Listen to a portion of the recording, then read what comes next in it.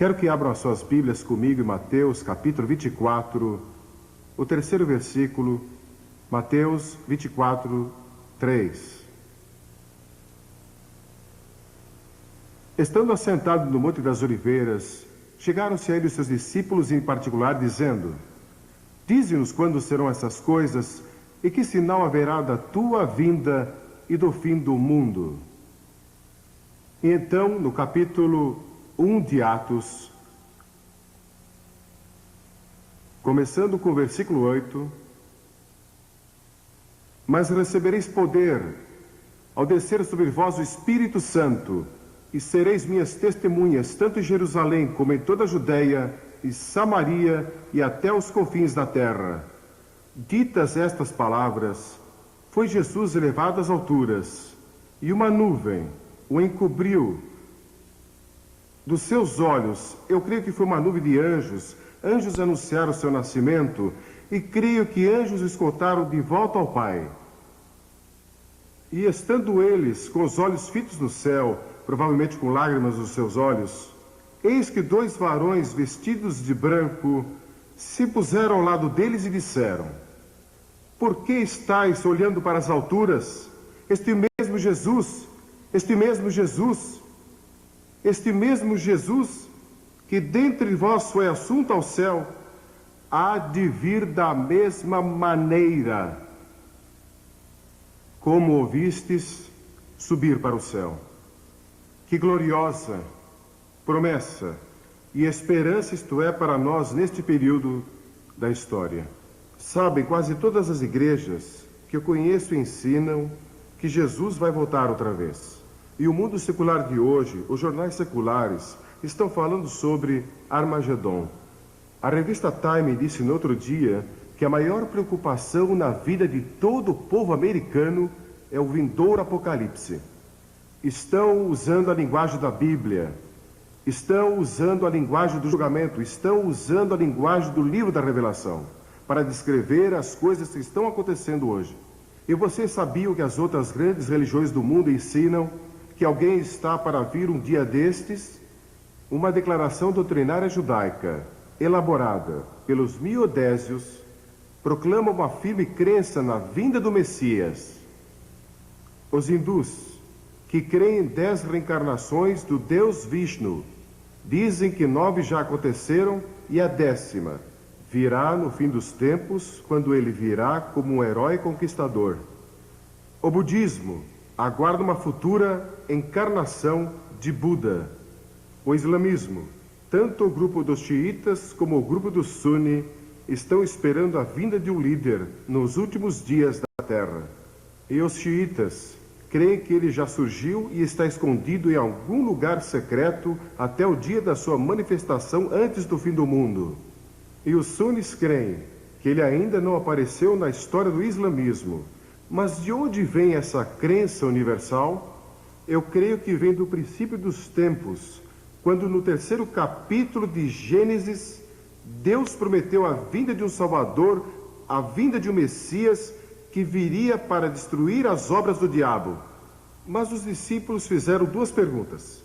Qual será o sinal da tua vinda? Quando virás outra vez?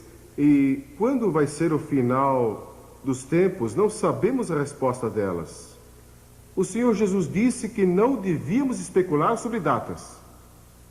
Há muitos sinais. Alguns teólogos contaram 21 sinais dados apenas por Jesus, sem contar os sinais mencionados em outras partes da Bíblia. Há pelo menos 5 que quero mencionar em passagem. Primeiro, ele disse que seria como nos dias de Noé. Estariam comendo e bebendo e casando e dando-se casamento, trocando esposas, e que a moralidade estaria no nível muito baixo. Seria como Sodoma e como Gomorra. Então, segundo, que haveria um aumento de criminalidade. Jesus disse que logo antes do fim haveria um desrespeito à lei no mundo todo. Ele disse: ouvireis falar de sedições. Em Lucas, capítulo 21, no versículo 9, sedições. Essa palavra traz consigo a ideia de que o desrespeito à lei será geral. E traz consigo a ideia de rebelião, revolução, terrorismo e criminalidade, indicando que isso será um sinal da breve vinda de Cristo. E houve outra época na história que vimos tanta criminalidade, é generalizada, e foi o que Jesus disse. Então ele disse que guerras e revoluções aumentariam, ouvireis de guerras e rumores de guerras. Richard Nixon, o ex-presidente Nixon, esteve em Moscou há pouco tempo com o Sr. Gorbachev. Pode imaginar isso? E estão falando sobre paz. Eu peço a Deus que ele chegue a uma solução e que as superpotências possam se unir e trazer pelo menos um período temporário de paz e que paremos de construir todas essas bombas e paremos de construir todos esses armamentos que podem destruir a humanidade. Sou a favor da destruição de todas as armas, de destruição em massa. E a bomba atômica é tão terrível e tão devastadora que é difícil imaginar. E vocês sabiam que na América fundaram uma revista no começo deste século, chamado Século Cristão? Mais pessoas foram mortas e mais pessoas morreram de fome neste século do que em qualquer outro na história. E a Bíblia também diz que o conhecimento e as viagens se multiplicarão. Sabe com que rapidez podíamos viajar até o ano de 1840? Tão rápido quanto um cavalo podia até 1840. E nestes poucos anos, conseguimos viajar pelo céu a quase 30 mil quilômetros por hora. Pense nisso. Ele também disse que haveriam enganadores e zombadores. Disse que muitos falsos profetas se levantariam dizendo ser o Cristo. Você sabia que só em Los Angeles dizem que há mais de 400 que proclamam ser Jesus Cristo? Estão no lugar certo, Los Angeles. Seitas surgirão, feitiçaria florescerá, falsos mestres se infiltrarão na igreja, a Bíblia será objeto de ataques. O diabo quer que duvidemos da Bíblia, e se ele conseguir nos desviar, por pouco que seja, das Escrituras, ele terá ganho uma grande vitória, porque a Bíblia é nossa autoridade. Jamais permita que alguém o desvie deste livro, e creia nele, de capa a capa.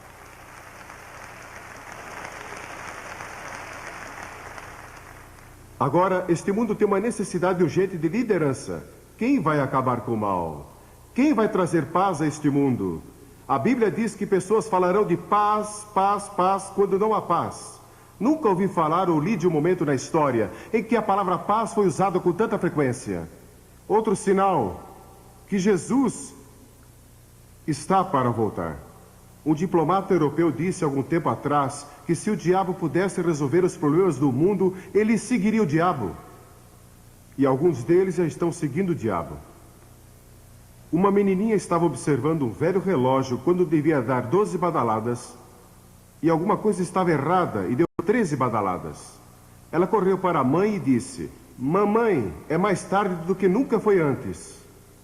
Bem, quero lhes dizer, é mais tarde do que jamais foi antes. Nunca foi tão tarde antes, mas quero dizer outra coisa. Deus tem um plano. Deus tem um plano. Ele não abandonou este planeta para vaguear pelo espaço como um robô perdido. Filósofos seculares estão perguntando o que é a história afinal, por que o homem está sobre a Terra, para onde está indo? Alguns dizem que a história é como uma mosca bêbada com as patas sujas, de tinta fresca, cambaleando através de uma folha de papel. As pegadas não levam a lugar nenhum e não tem qualquer sentido ou nexo. A moderna filosofia hedonista foi descrita como um homem cego, numa sala sem janelas, procurando um gato preto que não está lá. E isto descreve alguns dos nossos atuais. Não tem qualquer ideia do que está acontecendo. Não consegue discernir de forma alguma que Deus tem um propósito. O grande ensino da Bíblia é que Deus não abandonou o mundo. Ele tem um plano. E seu plano é que Jesus Cristo vai voltar e trazer paz e justiça ao nosso mundo. Mas até lá, você e eu temos uma tarefa a cumprir. Nosso Senhor disse: ocupem-se e sejam fiéis até que eu venha. E ele também disse que o Evangelho do Reino será pregado a todas as nações e então virá o fim. O Evangelho vai ser pregado a todo o mundo.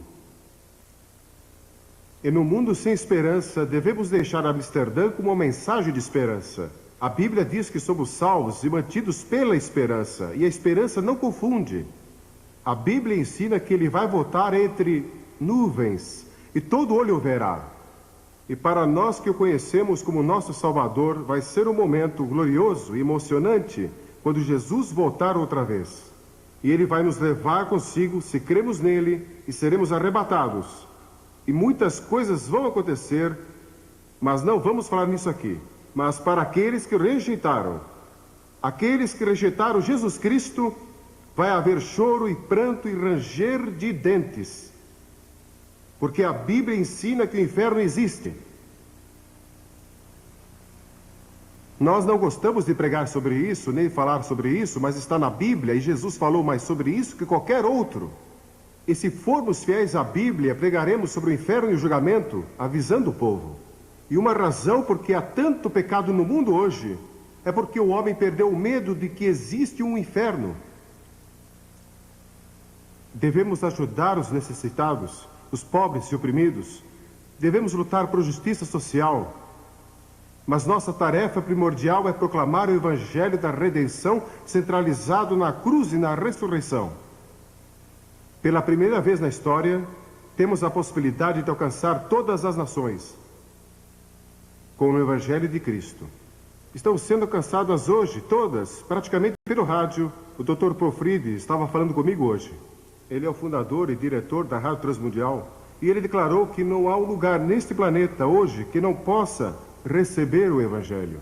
Isso nunca aconteceu antes, mas Jesus profetizou isso. E logo será levado via satélite pela televisão a todas as nações do mundo. Vivemos na época entre a primeira e a segunda vinda de Cristo, e sua segunda vinda se aproxima. Nós cremos, não sei quando será. Só Deus sabe isso.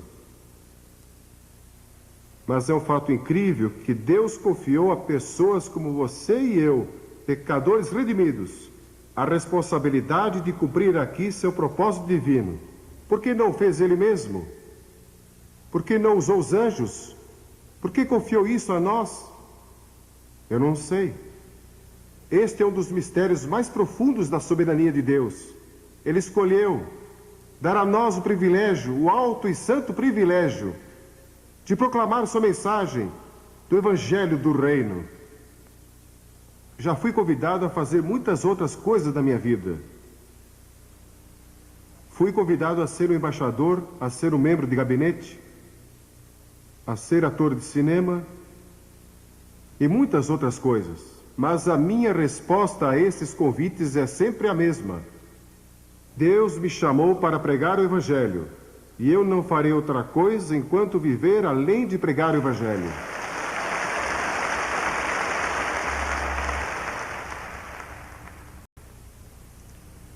Ele quer que proclamemos a mensagem do Evangelho do Reino.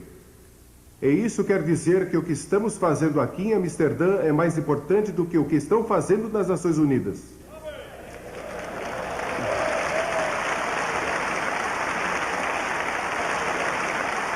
O que a igreja faz com o Evangelho tem mais significado do que as decisões feitas na Casa Branca, ou no Kremlin, ou em Londres, ou em Nairobi, ou qualquer outro lugar.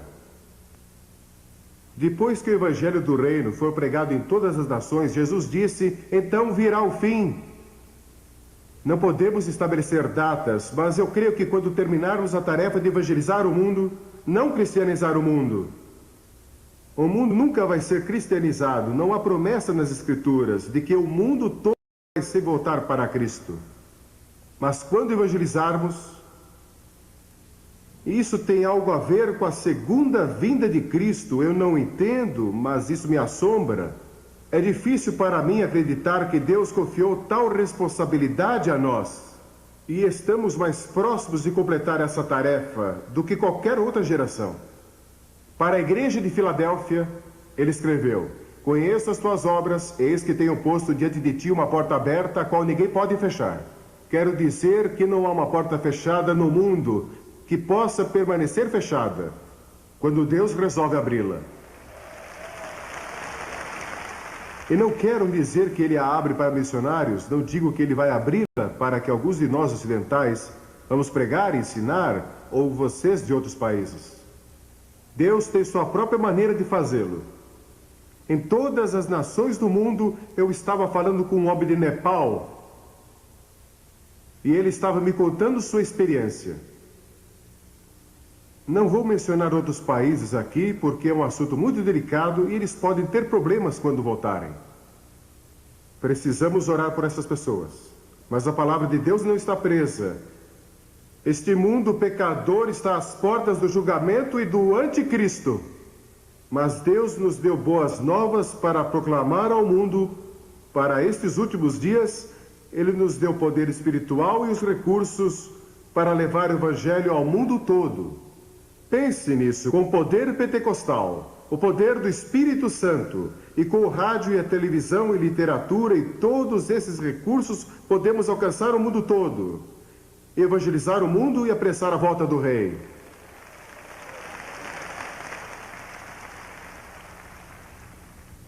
Se você não rededicou sua vida e seu ministério a Cristo durante estes dias em Amsterdã, eu oro que eu faça hoje.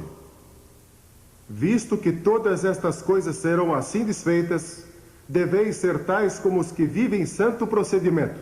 Para o evangelista, vai ser uma vida perigosa. Vai ser uma vida solitária para vocês e suas famílias, em muitas áreas. Vai ser uma vida quebrantada, um evangelista chora pelos perdidos. Talvez tenha que viver em fraqueza, como muitos evangelistas. Muitos evangelistas que são fiéis a Deus, nunca foram muito saudáveis. Mas Deus sempre os sustenta. Eu olho para alguns aqui que são fortes e saudáveis, e vocês podem até dormir de pé, encostados a um poste. Eu daria tudo para ser como vocês. Não sou assim. Nunca fui uma pessoa muito forte. Minha esposa é forte. É mesmo.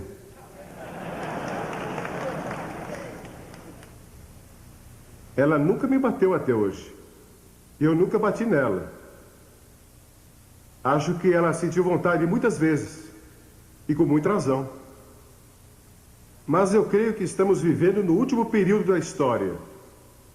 E a próxima fase da história vai ser a era do reino de Deus. Agora Deus pode reinar em nossos corações e seu reino está dentro de nós. Mas vai chegar o dia em que ele vai reinar em todo o mundo. O futuro líder deste mundo é Jesus Cristo. Ele vai governar o mundo e nós vamos ter paz e vamos ter justiça e vai haver comida que chega para todos e ninguém vai passar fome e também vai haver justiça para todos. Eu não sei as respostas a muitos dos problemas políticos deste mundo. Eu oro pelas pessoas. Em todos esses países, visitei tantos deles, preguei ali. Agora estão em guerra e tumulto e rebelião. Li sobre um país onde dizem que 200.000 pessoas foram assassinadas desde janeiro. Mas ouvimos tão pouco sobre isso, porque as câmeras estão em outro lugar. Mas estão sofrendo em todo o mundo. Mas cada vez que você ganha alguém para Cristo, está apressando a volta do Rei. Um dia a Bíblia diz, veremos o Filho do Homem voltando entre as nuvens do céu com grande poder e grande glória. E fiquem sabendo que não há poder militar neste mundo, nem bomba atômica ou de hidrogênio que possa enfrentá-lo quando ele vier.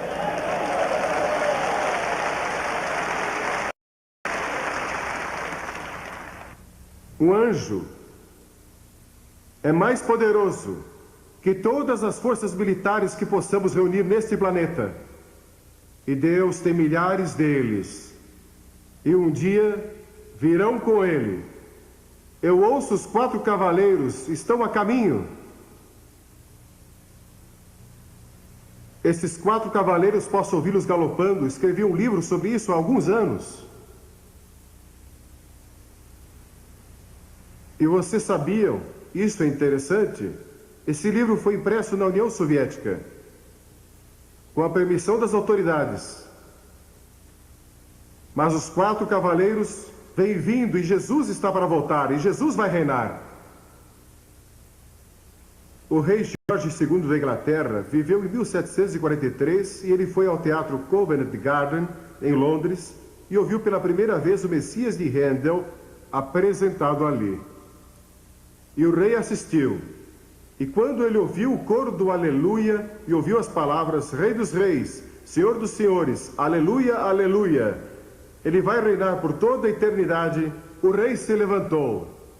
E toda a audiência se levantou. E o rei disse: como posso ficar sentado na presença daquele que é o Rei dos Reis? E desde aquele momento, as pessoas têm se levantado. Que dia vai ser quando Cristo, que é a nossa vida, voltar? Então você vai aparecer com Ele em glória. Se Ele voltar, antes de eu morrer, vou procurar meu pai e minha mãe, porque estarão com Ele, voltando com Ele em glória. Mas algumas pessoas dizem que se você crê nisso, então não está interessado nos problemas deste mundo. É só ficar esperando por Jesus. Mas não é isso que Ele ensina. Ele disse: trabalhe, ocupe-se. Tem sido minha experiência que aqueles que creem na segunda vinda de Cristo são os mais ativos, mais fortes, mais zelosos e também os mais dedicados. Somente nas epístolas podemos encontrar 22 passagens que falam de pureza, paciência, serviço e boas obras à luz da vinda de Cristo. Sim, o Rei vai voltar. E durante esta conferência, temos ouvido o clamor do mundo. Este é o mundo que clama por liberdade, clama por integridade, clama por liberação. Joel diz que multidões estão no vale da decisão porque o dia do Senhor se aproxima. E até Jesus voltar, devemos obedecer à grande comissão.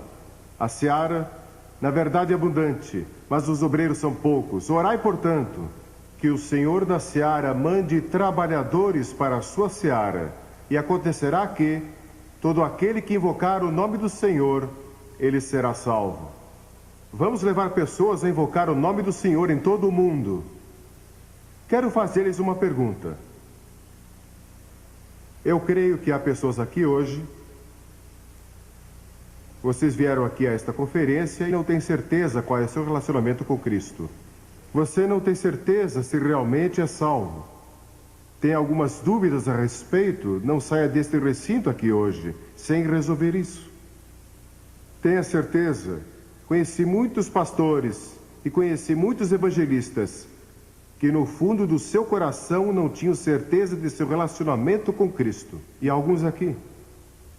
Quero fazer-lhes esta pergunta. O que você faria se soubesse que Cristo vai voltar em um minuto e fosse o único a saber disso?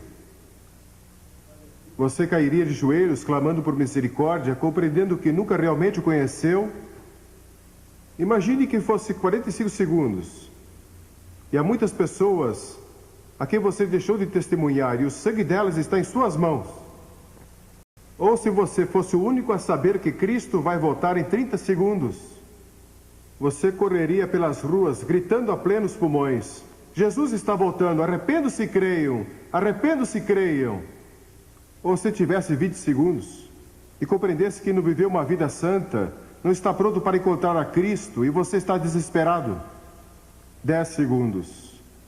9, 8, 7, 5, 4, 2, 1, e não está preparado.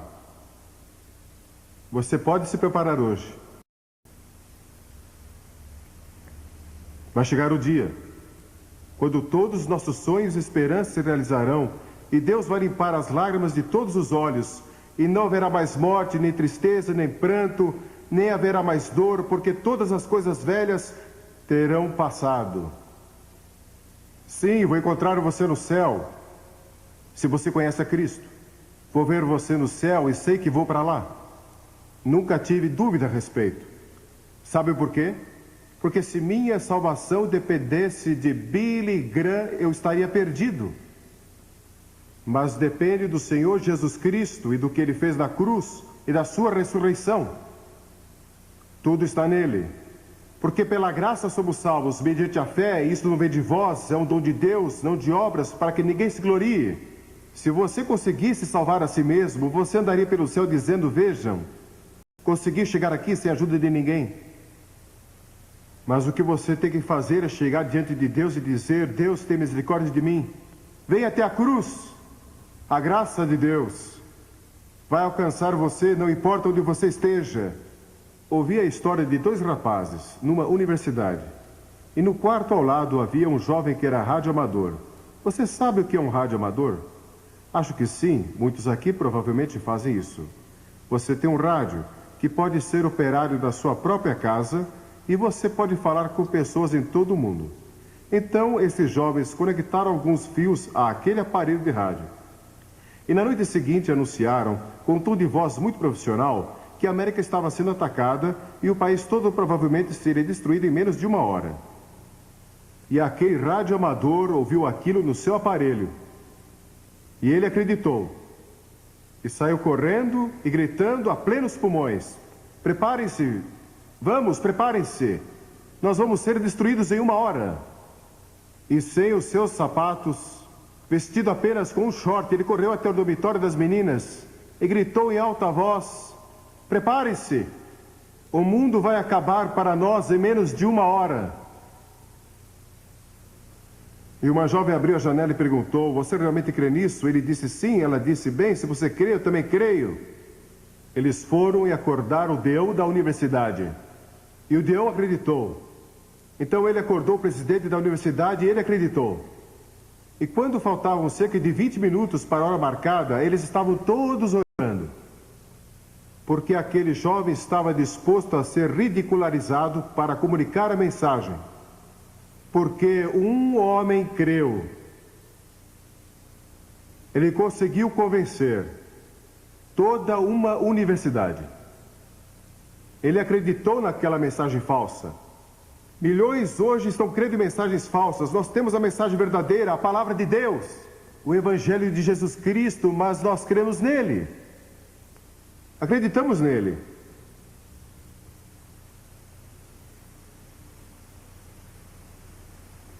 Antes de regressar para casa, seu primeiro passo deveria ser rededicação e consagração. Quando D.L. Moody visitou a Inglaterra, ele conheceu Henry Varley, um açougueiro convertido. Um dia Varley lhe disse, Moody, o mundo ainda está para ver o que Deus pode fazer com um homem totalmente consagrado a Jesus Cristo. E Moody pensou naquilo por um momento. Então se levantou e disse, pela graça de Deus, vou ser esse homem. Você vai dizer isso de Uganda? Você vai dizer isso das Ilhas Salomão? Você que é da Austrália vai dizer isso? Vou ser o homem de Deus para meu país, vou ser o homem de Deus para a minha vila, para a minha cidade, onde eu moro. Vou me entregar totalmente ao Senhor.